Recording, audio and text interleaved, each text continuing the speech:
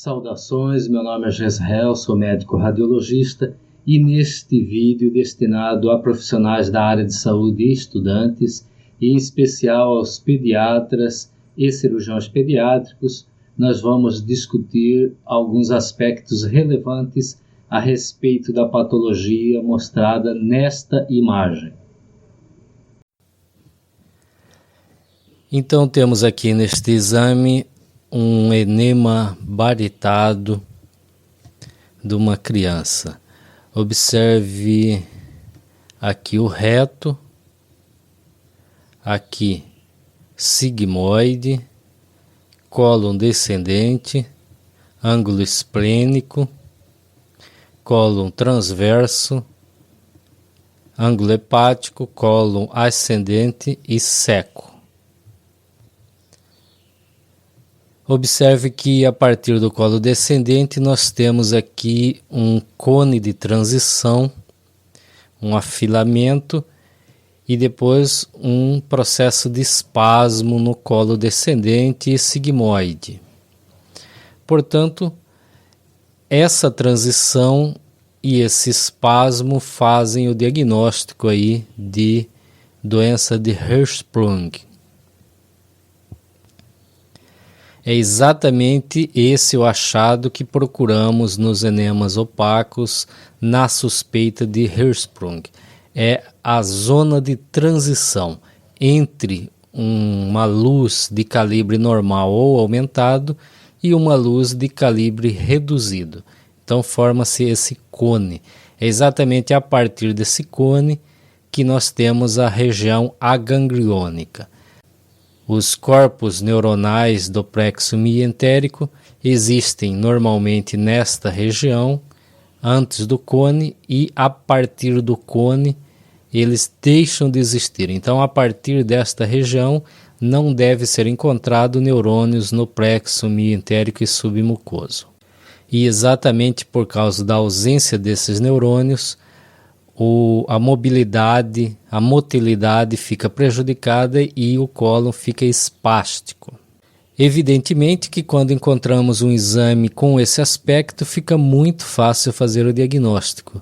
Entretanto, existem situações onde não conseguimos identificar com segurança, com facilidade, essa área de transição, esse cone de transição.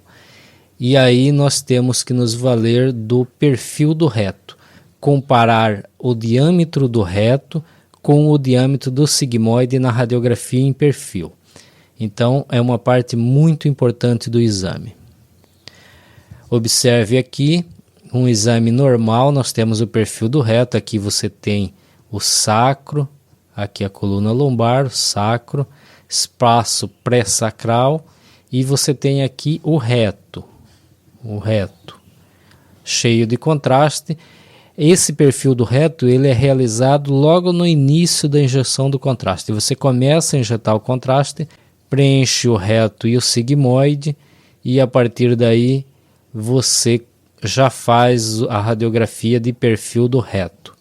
E você observe que o diâmetro do reto ele deve ser maior do que o diâmetro do sigmoide. Isso é o normal, porque fisiologicamente o reto acumula o bolo fecal, então ele tem uma função também de reservatório do bolo fecal, portanto ele é mais distensível. Então o reto normal tem um diâmetro maior do que o sigmoide. Isso é uma coisa extremamente importante de termos em mente. Então, no perfil do reto, será extremamente importante você comparar o diâmetro do reto com o diâmetro do sigmoide. Portanto, temos que ter essa imagem, essa projeção radiográfica no exame, na pesquisa aí de constipação intestinal na criança, na pesquisa de doença de Hirschsprung. Observe aqui esse caso, um perfil do reto, nós temos aqui o sacro e você observe aqui o reto, o diâmetro do reto, veja uma área de espasmo e o diâmetro do sigmoide. Então você observa nitidamente a zona de transição, o cone de transição aqui. passando de um sigmoide dilatado para um reto espástico, contraído. Mas o importante também é você observar que o diâmetro do reto está menor que o diâmetro do sigmoide. Isso é claramente anômalo. Observe aqui um outro caso. Veja aqui o reto com diâmetro bem menor que o sigmoide. Então nós temos uma dilatação do sigmoide e o reto com diâmetro reduzido em relação ao sigmoide. Portanto, fazendo aí o diagnóstico de doença de Hirschsprung. Vejamos aqui um outro caso onde você tem o reto com diâmetro menor do que o sigmoide. Veja a comparação aí, sigmoide e reto. Então, há uma inversão nos diâmetros relativos dessas estruturas. Em condições normais, o reto deveria ser mais alargado do que o sigmoide. E aqui vemos que o reto está mais estreito que o sigmoide, fazendo aí o diagnóstico de doença de Hirschsprung. E neste vídeo era isso. Obrigado e até o próximo.